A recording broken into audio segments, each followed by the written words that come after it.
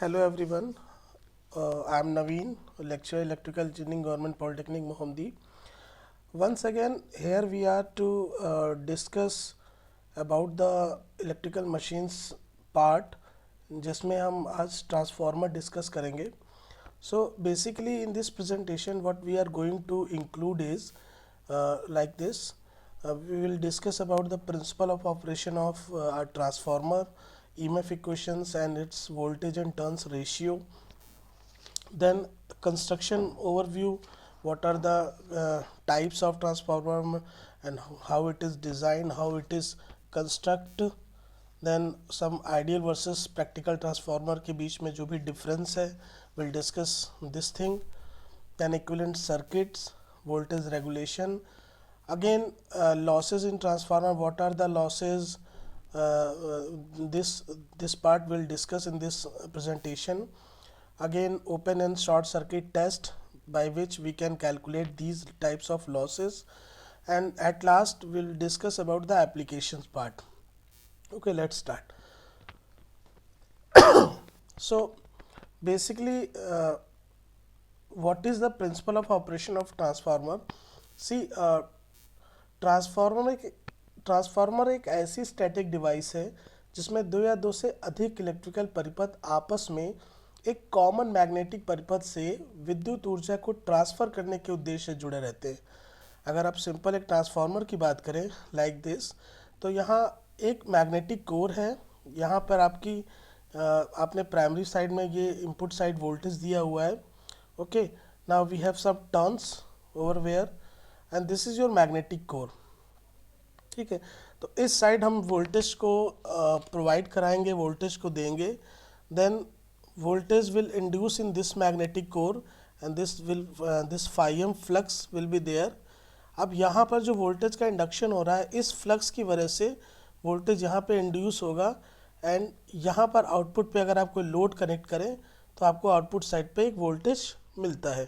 This is the basic principle कि इसमें हम एक ऐसी एक source of alternating voltage V1 को अप्लाइड करते हैं कॉइल 1 पर इस साइड, एंड इस कॉइल 1 की वजह से एक अल्टरनेटिंग करंट I0 इसमें फ्लो करती है.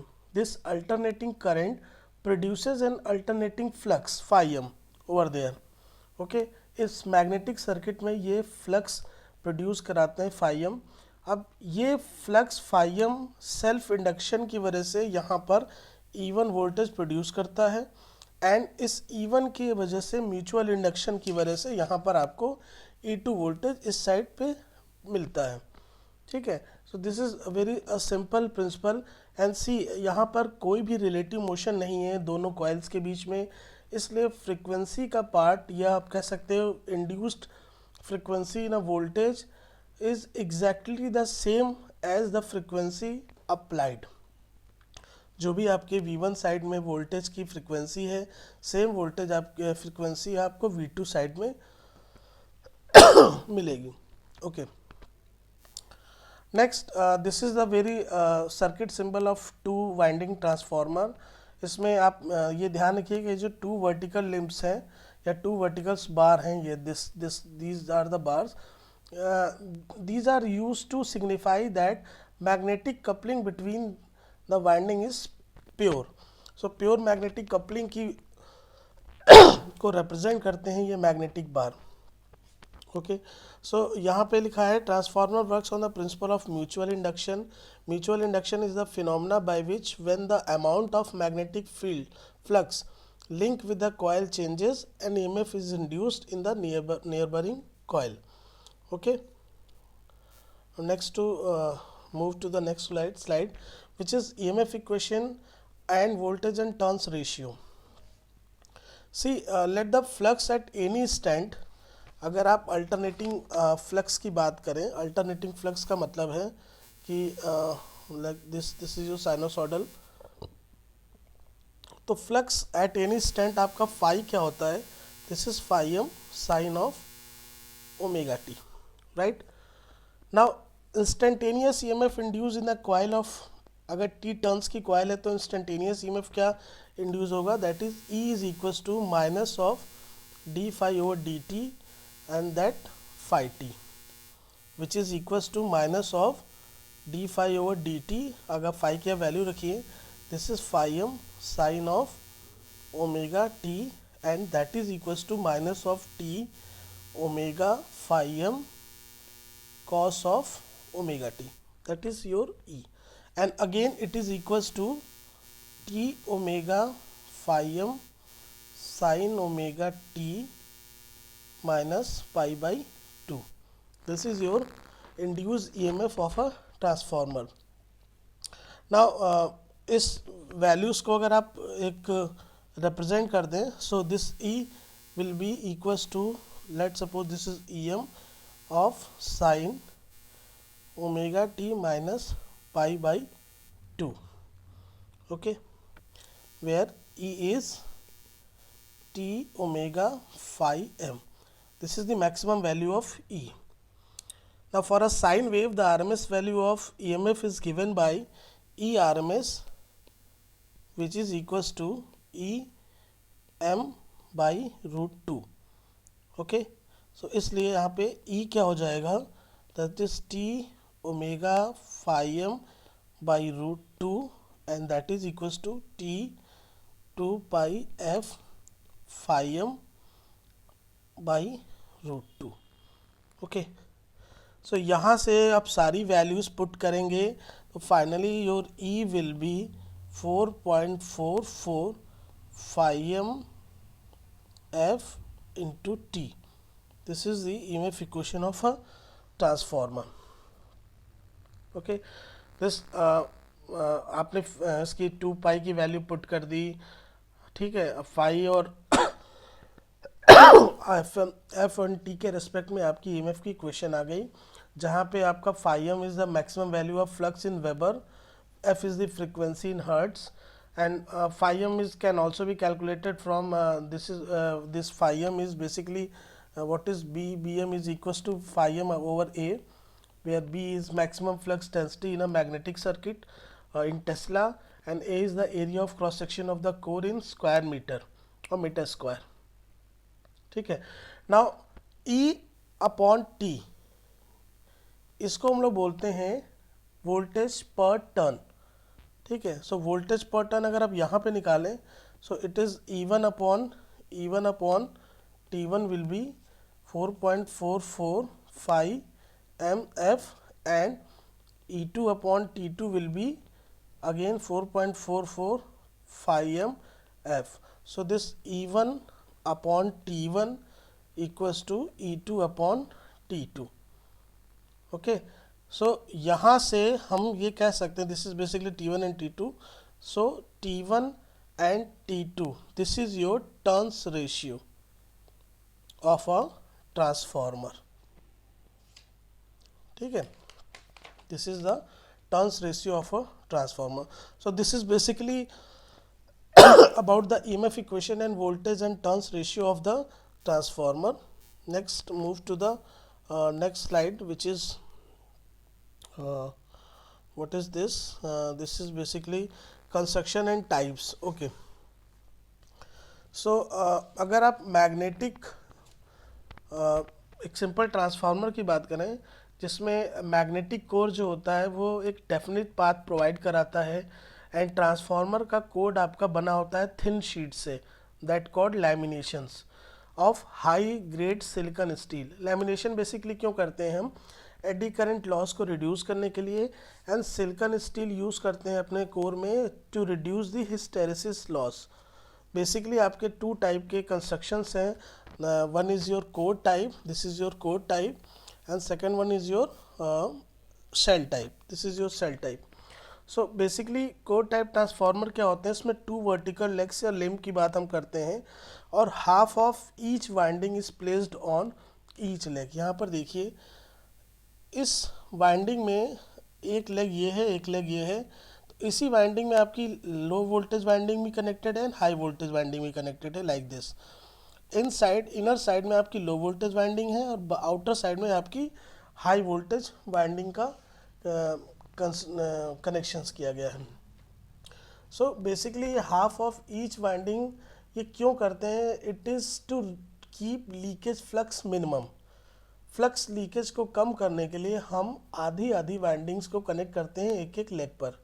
और बेसिकली आप यहाँ पे कंसेंट्रिक और सिलेंड्रिकल कोई दोनों टाइप की वाइंडिंग आप कर सकते हैं। कोर टाइप की अगर हम बात करें तो शेल टाइप ट्रांसफार्मर में क्या होता है, सेल टाइप ट्रांसफार्मर में बेसिकली सैंडविच और डिस्क वाइंडिंग, इसमें हम लोग एक सेंट्रल लिम्ब, एक सेंट्रल पाथ होता है, दिस इज योर सेंट्रल, और इसी पर आपकी दोनों वाइंडिंग्स का कनेक्शन किया रहता है, like low voltage high voltage, low voltage high voltage, ऐसे करके आप राउंड राउंड इनको हम लोग एडजस्ट करते हैं और इनको हम कंस्ट्रक्ट करते हैं।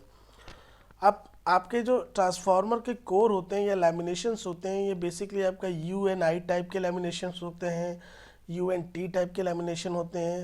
लाइक अगर आपको कोर टाइप की कंस्ट्रक्शन करना है तो आपके पास एक U टाइप का मटेरियल लैमिनेशंस होंगे और ऊपर I टाइप के लैमिनेशंस होंगे। इन दोनों को पुट करके हम आप एक कोर टाइप का ट्रांसफार्मर डिज़ाइन कर सकते हैं। अगर आप शेल टाइप के ट्रांसफार्मर की बात करें तो फॉर एग्जांपल एक आपके पास U टाइप का लैमिनेशन है और यहाँ पर T टाइप का लैमिनेशन है, तो ये बना के हम शेल टाइप का ट्रांसफार्मर को डिज़ाइन कर सकते हैं। So basically U, T, E ये सब शेप्स हैं जिस पे आपके लैमिनेशंस को किए जा सकते हैं। ठीक है, या लैमिनेशंस के ट्रांसफार्मर के कोर या शेल टाइप के कंस्ट्रक्शन को किया जा सकता है। Next we have ideal versus practical transformer की अगर आप बात करें, सो बेसिकली आइडियल ट्रांसफार्मर में कुछ पॉइंट्स हैं, जैसे it has winding resistance negligible, मतलब प्राइमरी और सेकेंडरी के जो वाइंडिंग रेजिस्टेंस हैं उनको नेग्लिजिबल माना जाता है आइडियल ट्रांसफार्मर में। कोर का जो परमेबिलिटी है उसको इन्फिनाइट माना जाता है। इन्फिनाइट इन द सेंस कि नेग्लिजिबल मैग्नेटोमोटिव फोर्स की ज़रूरत पड़े इस्टेब्लिश करने के लिए फ्लक्स को। ठीक है, नेक्स्ट लीकेज फ्लक्स जो होता है या लीकेज इंडक्टेंस है, it to be zero, so that entire flux is confined to the core and link both windings. Okay, now next zero loss or 100% efficiency, that means there are no loss due to resistance, hysteresis and eddy current, thus the efficiency is 100%. This is when we are talking about the ideal transformer. Then what about the practical transformer? It includes winding resistances, it includes leakage reactances, each and everything is include. So basically अगर आप ideal transformer की बात करें, like suppose ये आपका ideal transformer है V1 volt आज आपने अप्लाई किया है प्राइमरी साइड वाइंडिंग पे, दिस इज योर V1। और इस V1 की वजह से यहाँ पर एक I1 करंट फ्लो करी, ठीक है, और यहाँ पे सेल्फ इंडक्शन की वजह से E1 वोल्टेज प्रोड्यूस हुआ। नाउ यहाँ पे इस इंडक्शन की वजह से फाइम फ्लक्स जो है वो इस पूरे कोर में लिंक किया है, और इस लिंकिंग प्रोसेस की वजह से यहाँ पर E2 वोल्टेज आपको सेकंड साइड पे मिला। अगर आपने लोड कनेक्ट किया तो यहाँ पर आपको एक करंट मिलेगी और ये सर्किट आपका कंप्लीट हो जाएगा। ठीक है, सो अगर आप एक नो लोड फेजर डायग्राम की बात करें आइडियल ट्रांसफार्मर की, सो बेसिकली एक करंट बेसिकली आपका जो वोल्टेज है, let suppose this is your V1 voltage V1 और 90 डिग्री इससे आपका फ्लक्स होता है, तो this is your flux phi m. Now this current I1 is responsible to produce this flux, so I1 will be there. I1 is basically I mu magnetizing current, ये आपकी magnetising current हो गई। Now इस current की वजह से आपका voltage produce हो रहा है E1, एंड इस वोल्टेज की वजह से जो आपका इंड्यूस्ड वोल्टेज होता है वो लेंज लॉ के अकॉर्डिंग इसको अपोज करेगा, तो इसके अपोजिट डायरेक्शन में E1 आपका यहाँ पे मिलेगा। Now E1 and E2 both voltages are generated because of this flux phi. Okay, so E1 और E2 आपके सेम डायरेक्शन में रहेंगे। So this is basically a no load phasor diagram of our ideal transformer. ठीक है, अगर आप बात करें कि फेजर डायग्राम बनाएं नो लोड पे किसी प्रैक्टिकल ट्रांसफार्मर का, so practical transformer, let me check. Okay, phasor diagram will be there. Okay, so इसमें मैं फिर से डिस्कस कर लेता हूँ फेज़र डायग्राम को। तो फेज़र डायग्राम में बेसिकली अगर आप आइडियल ट्रांसफार्मर की बात करें, तो आइडियल ट्रांसफार्मर में since zero primary and zero secondary impedances हैं यहाँ पर, सो जो वोल्टेज आपका E1 है that is equals to V1, and just because that this E1 voltage is generated because of V1, so according to Lenz law this will change the direction of V1। तो अगर आप इसका phasor diagram create करें, so same है जैसे मैंने discuss किया कि दिस इज़ योर V1 से आपका ये आपका आ गया flux phi m which is due to this current I, और इसको आप मैग्नेटाइजिंग करंट I म्यू भी लिख सकते हैं, ठीक है। नाउ इस E1 की वजह से आपका वोल्टेज प्रोड्यूस हुआ है प्राइमरी वाइंडिंग में, this is your E, V1 की वजह से this is E, and E and E2 both are due to the same flux. So जैसे आपका E है वैसे आपका आगे E2 रहेगा, एंड E2 की वजह से ही आपका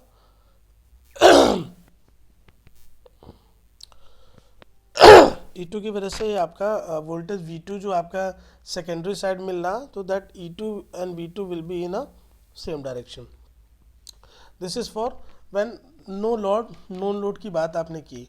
अगर आप प्रैक्टिकल ट्रांसफार्मर की बात करें या एक सिंपल ट्रांसफार्मर की बात करें हैविंग सम लोड, तो यहाँ पर क्या है, एक जब आप अल्टरनेटिंग वोल्टेज प्रोवाइड कराओगे प्राइमरी साइड पे, तो एक स्मॉल अमाउंट ऑफ करंट आपकी फ्लो करती है प्राइमरी में। Okay, now this small amount of current, let इसको हमने आई नॉट नॉर्म दिया, आई नॉट या नो लोड करंट ट्रांसफार्मर किसे हम कहते हैं, ये बेसिकली दो कंपोनेंट होते हैं इसके। एक कंपोनेंट है आपका आई म्यू और दूसरा कंपोनेंट है आपका I W. This I mu is basically magnetizing component और मैग्नेटाइजिंग करंट का component. I W is basically your क्या कह सकते हैं इसको, एक्टिव कंपोनेंट या लॉस कंपोनेंट, जिसको हम लोग कहते हैं वॉटफुल कंपोनेंट या loss component. So this magnetizing current I mu, this is responsible to produce flux phi m in a transformer. That is the reason कि I mu को हम लोग कहते हैं रिएक्टिव और wattless component of a no load. तो अगर आप फिर से इस पूरे फेजर डायग्राम को डिस्कस करें, सिंपल सी चीज़ जैसे आपने अभी ये नो लोड के केस में डिस्कस किया, तो यहाँ पर आपका जो आई नॉट करंट है, अब ये करंट आपकी यहाँ पे चेंज हो जाएगी, this will be I mu and this I will be your IW, and इस I mu और IW के बीच में ये आपको जो करंट मिलेगी, this is your I not know load current, ठीक है। सो अब यहाँ पर आपका IW क्या है, IW is your core loss component of a transformer which is equals to I not cos of phi, and I mu is your I not, this is your basically phi sin phi, and I naught is what, this is your no load component of this is your copper loss component, this is your magnetizing component, and cos phi naught is IW upon I naught. Okay, so this all about the phasor diagram of ideal transformer having load and no load. Now let's discuss about practical transformer. Practical transformer में हमने आपसे कहा कि there will be winding resistances, there will be leakage reactances. तो winding resistances होने की वजह से both primary and secondary side हमें एक रेजिस्टेंस R1 कंसीडर करना पड़ेगा, R1 एंड R2 रेजिस्टेंसेस की बात करनी पड़ेगी, and same as leakage reactance और लीकेज इम्पिडेंस की वजह से हमें वहाँ पर एक X1 और X2 की बात करनी पड़ेगी, ठीक है। सो प्रैक्टिकल ट्रांसफार्मर डिस्कस करने से पहले अगर आप इसका no load equivalent circuit discuss करें लाइक दिस, तो इक्विवेलेंट सर्किट आपके एक आइडियल ट्रांसफार्मर का क्या होगा, सिंपल सा एक आपका जैसे this is your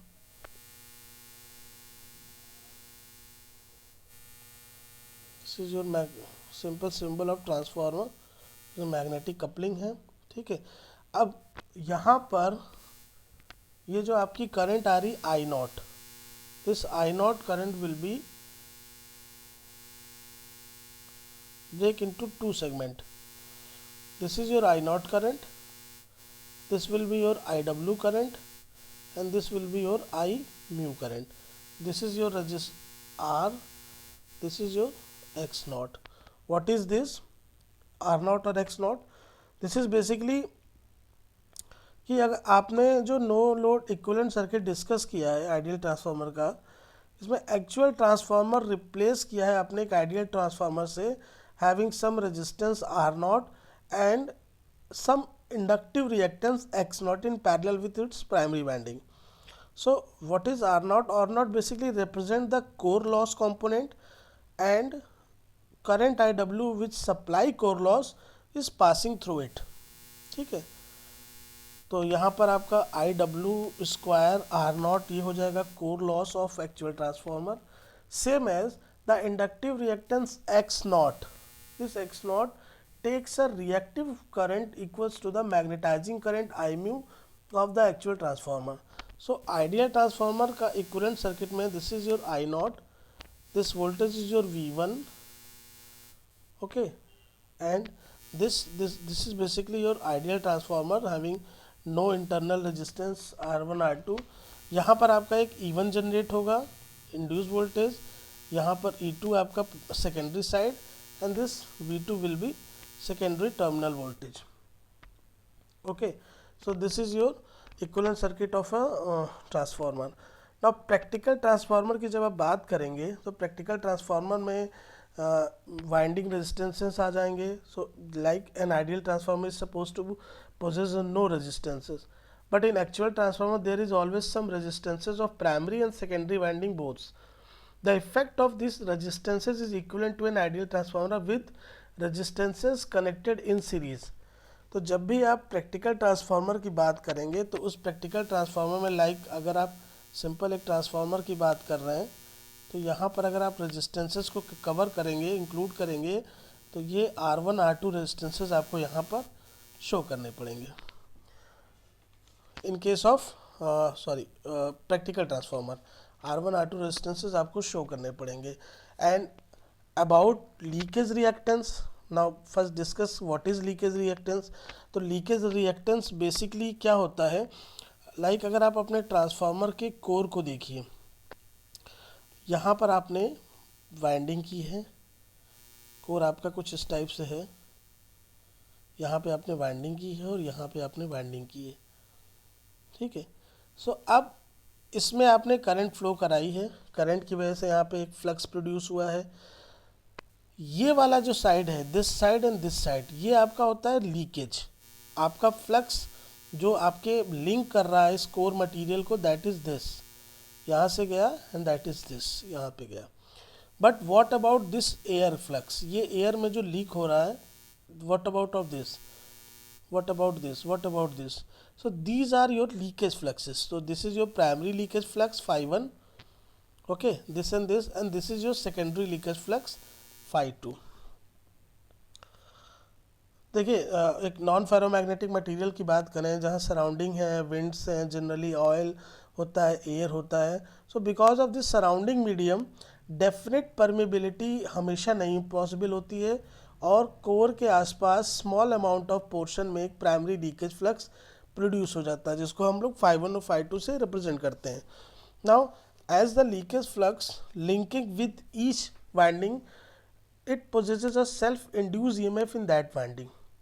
Hence, the effect of leakage flux is equivalent to an inductance in series with each winding. Okay, so अब जब आप प्रैक्टिकल ट्रांसफार्मर के इक्विवेलेंट सर्किट की बात करते हैं तो हम इन लीकेज फ्लक्स को भी इंक्लूड करके चलेंगे. अगर कोई लीकेज फ्लक्स नहीं है तो सिंपल आपने जो ट्रांसफार्मर कि इक्विवेलेंट सर्किट में अपने मैग्नेटिक कपलिंग के थ्रू ये दिखाया, दैट इज़ ओके, ठीक है. बट अगर लीकेज फ्लक्स इंक्लूड करना है सो प्राइमरी साइड के लीकेज फ्लक्स की वजह से आपने x0, x1 और ये x0, x2, इनको आपको इंक्लूड करके ही ट्रांसफार्मर का इक्विवेलेंट सर्किट डिस्कस करना पड़ेगा, where this is your V1 voltage and यहाँ पर आपका E1 जनरेट होगा, यहाँ पे आपका E2 इंड्यूस हुआ म्यूचुअल की वजह से, और यहाँ आपका टर्मिनल वोल्टेज V2 इंड्यूस हुआ इसकी वजह से। ठीक है, सो बेसिकली प्रैक्टिकल ट्रांसफार्मर में आपको winding resistances and leakage reactance और लीकेज इम्पिडेंस की भी हमें ज़रूरत पड़ेगी। नाउ जब आप इक्विवेलेंट सर्किट डिस्कस करते हैं या इक्विवेलेंट सर्किट ड्रॉ करते हैं तो वहाँ पे एक पॉइंट आता है कि आप सिंपली कैलकुलेशन करें। सिंपली कैलकुलेशन करने के लिए थ्योरेटिकली पॉसिबल ये है कि एक साइड इधर प्राइमरी और सेकेंडरी साइड की सारी क्वांटिटीज़ को आप दूसरे साइड में रेफ़र करें या दूसरे साइड में पहुंचाएं। अगर आप कैलकुलेशन को इस साइड लेके जाना चाहते हैं प्राइमरी साइड में, तो सेकेंडरी साइड की जो भी क्वांटिटीज़ आपको मिलेंगी हम उनको रेफ़र करेंगे प्राइमरी साइड में। तो रेफ़र करने का कुछ एक कॉन्सेप्ट है कि अगर आप वोल्टेज का ट्रांसफॉर्म कर या वोल्टेज रेफ़र कर रहे हैं तो voltage are transform in a direct ratio in the sense turns ratio की बात कर रहे हैं हम। This is a is what T1/T2।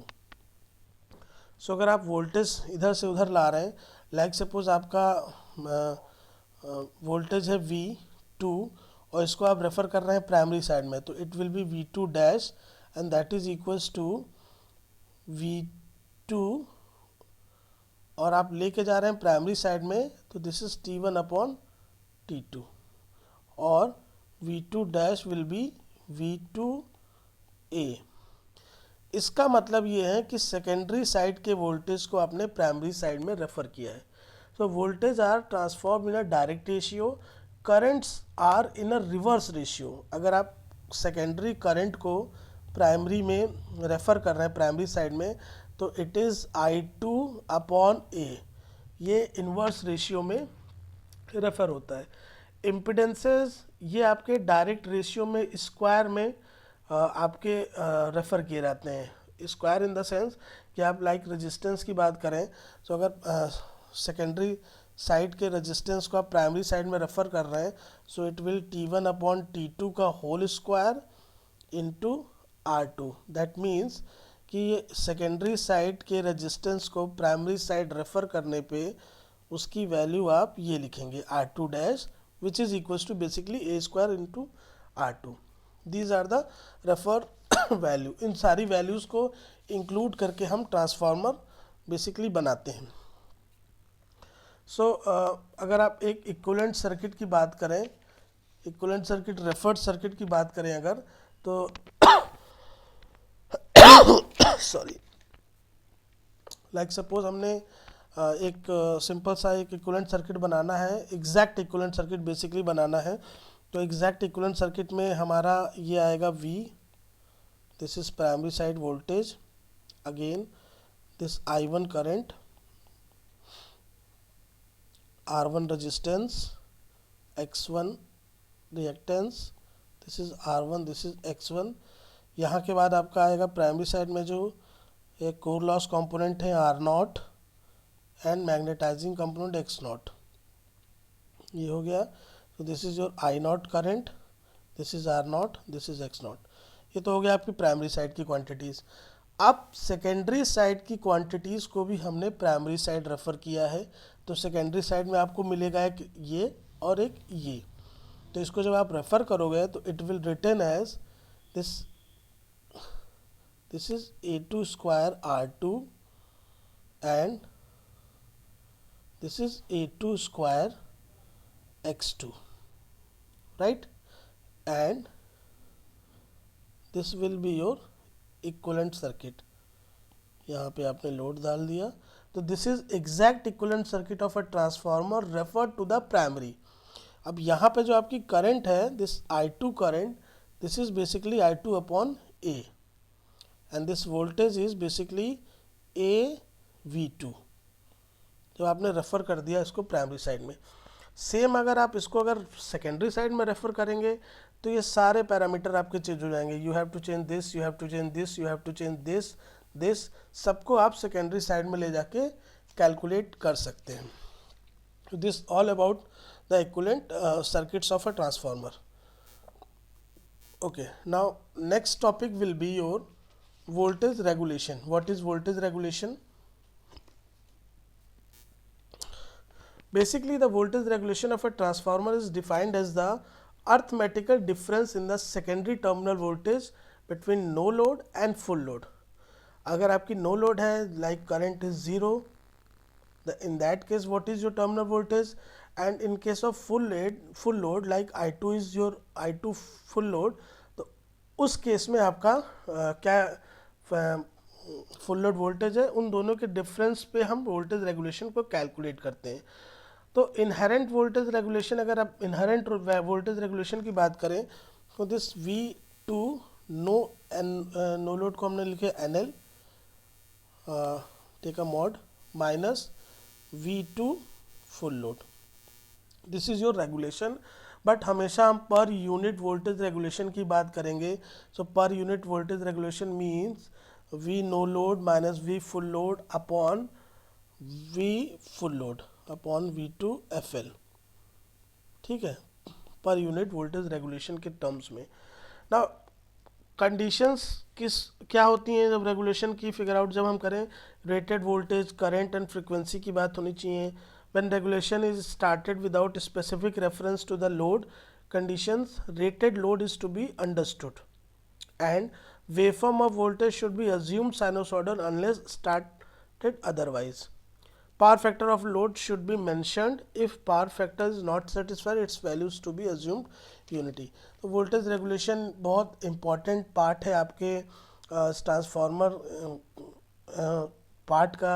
अगर आप वोल्टेज रेगुलेशन कैलकुलेट करना चाह रहे हैं तो आपको पर नो लोड वोल्टेज की भी ज़रूरत होगी, आवश्यकता होगी, और फुल लोड वोल्टेज की भी आवश्यकता या ज़रूरत होगी. ना इसमें आपका कई चीज़ आएगा कि नेगेटिव वोल्टेज रेगुलेशन कब होता है, मैक्सिमम वोल्टेज रेगुलेशन होता है, एंड दीज ऑल थिंग्स.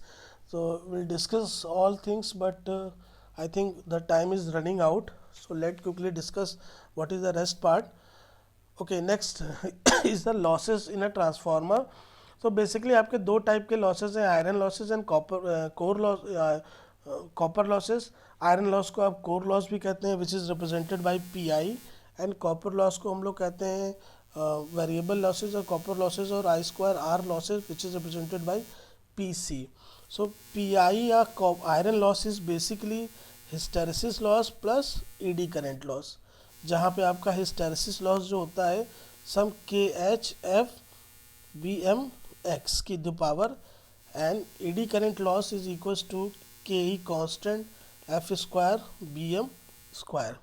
जिसमें KH बेसिकली क्या है, एक प्रोपोर्शनली कांस्टेंट है which depends upon the volume and quality of the core material. KE क्या है, प्रोपोर्शनलिटी कांस्टेंट है which depends upon the volume and resistivity of the core material and thickness of lamination. BM is a maximum flux density in the core, and F is the frequency of alternating flux.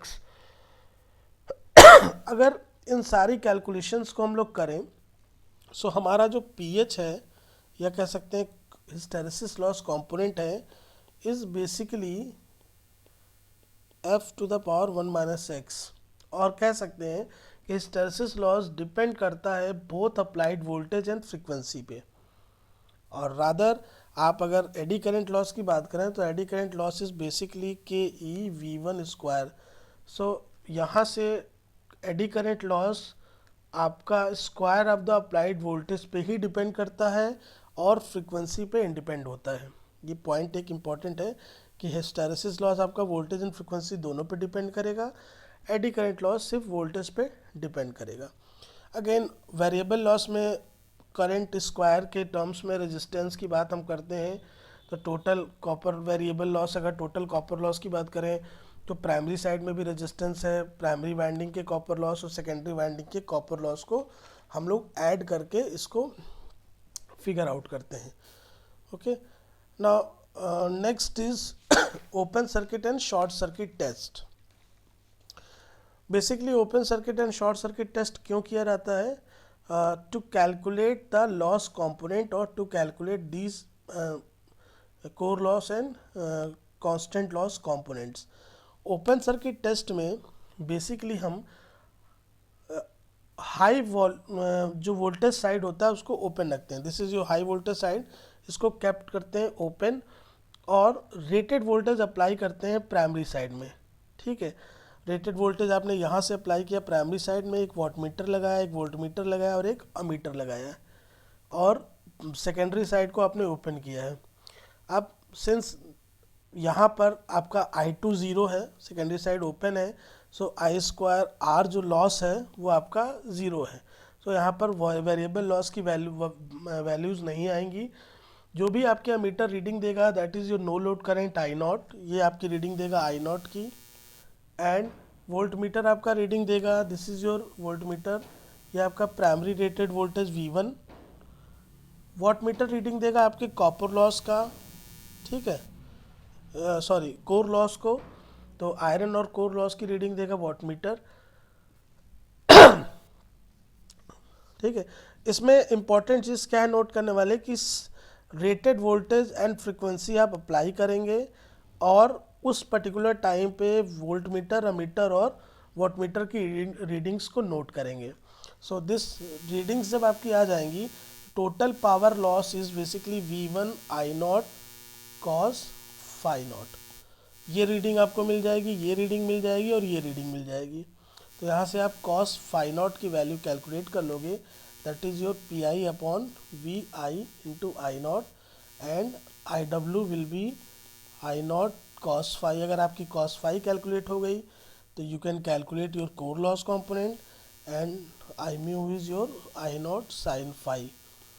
ये आपका आ जाएगा magnetising component. यहाँ से आपका are not निकल जाएगा, that is V1 upon IW। अगर आप इक्वलेंट सर्किट से रिजम्बल करो, so this V1 upon I naught W, and X naught is basically V1 upon I mu. तो सारे कंपोनेंट आपके इस ओपन सर्किट टेस्ट से you can easily calculate. Now what about short circuit test? In short circuit test low voltage side को हम लोग short करते हैं थिक कंडक्टर से। ठीक है, क्यों हम लोग लो वोल्टेज को ही शॉर्ट करते हैं, इसके भी रीजंस हैं and will discuss later. And ammeter additional purpose है इंडिकेटिंग रेटेड लोड करंट के लिए यहाँ पे लगाते हैं। वोल्ट मीटर हम लोग कैलकुलेट वोल्टेज के लिए कैलकुलेट करते हैं, और लो वोल्टेज साइड को हम लोग variable low voltage supply provide करते हैं हाई वोल्टेज साइड पे। This is your high voltage side transformer का, this is your low voltage side. Low voltage को आपने शॉर्ट कर दिया, हाई वोल्टेज पे वेरिएबल वोल्टेज की सप्लाई दे दी। अब हमने ये short circuit low voltage side पे ही क्यों किया? दो कारण है। एक कि रेटेड करंट HV साइड पे जो होती है वो लोअर होती है than compare to LV side, और इस करंट को आप सेफली मेज़र कर सकते हो लेबोरेटरी में। दूसरा कारण क्या है कि अप्लाइड वोल्टेज चूँकि less than 5% of rated voltage होता है, तो ग्रेटर एक्यूरेसी रीडिंग में वोल्टमीटर की पॉसिबल तभी होगी जब हम हाई वोल्टेज साइड को प्राइमरी एज्यूम करके चलें। ठीक है, सो हाई वोल्टेज वाइंडिंग को सप्लाई करते हैं रिड्यूस वोल्टेज से, आप from reduce voltage variable voltage supply, और ग्रेजुअली इंक्रीज करते हैं जब तक वो प्राइमरी फुल लोड की प्राइमरी करंट फ्लो ना करे या मीटर आपकी फुल लोड रीडिंग्स को ना शो करे। उस पर्टिकुलर टाइम पे आप इस करंट की वैल्यू नोट कर लेंगे, that is your short circuit full load current, and इस वोल्टेज की वैल्यू नोट करोगे, that is your V1 S1 short circuit voltage. Now this V1 SC is equals to I1 SC into ZIE। ठीक है, this is basically total impedance ZIE। और wattmeter की reading आपको अभी क्या बताएगी? Total copper loss which is PCFL, and it can be calculated is V1 SC I1 SC cos SC। ठीक है, ये यहाँ से आपकी cos SC भी आप निकाल सकते हैं, cos SC निकाल सकते हैं। RE1 इज इक्वल टू क्या होता है? PC full load upon I1 square SC, यहाँ से आपकी R1 आ गई, and ZE1 is V1 SC upon I1 SC, ये आ जाएगा आपका ZE इक्वलेंट या equivalent impedance refer to primary, and same as equivalent reactance क्या हो जाएगा, XE1 is equals to under the root ZE1 square minus RE1 square. ठीक है, अब जब ये वैल्यूज़ आपकी R1 E1 आ गई तो cos फाई SC आ जाएगा आपका RE1 अपॉन ZE1। सारी वैल्यूज़ कैलकुलेट कर लेंगे। तो यहाँ पर शॉर्ट सर्किट टेस्ट बेसिकली हम लोग करते हैं कॉपर लॉस कंपोनेंट को कैलकुलेट करने के लिए ट्रांसफार्मर के। Now comes to the application part, क्योंकि टाइम बहुत रनिंग हो रहा है, it's already 30 to 40 minutes class. So these are the application to change the level of voltage and current. We use transformer and impedance matching device है।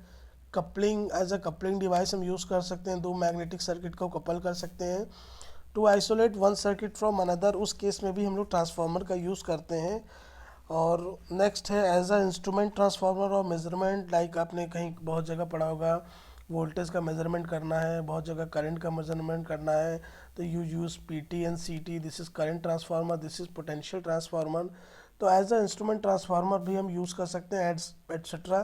तो these are basically the applications of transformer. Rest part जो आपका 3 phase transformer का है will discuss in next segment और next lecture.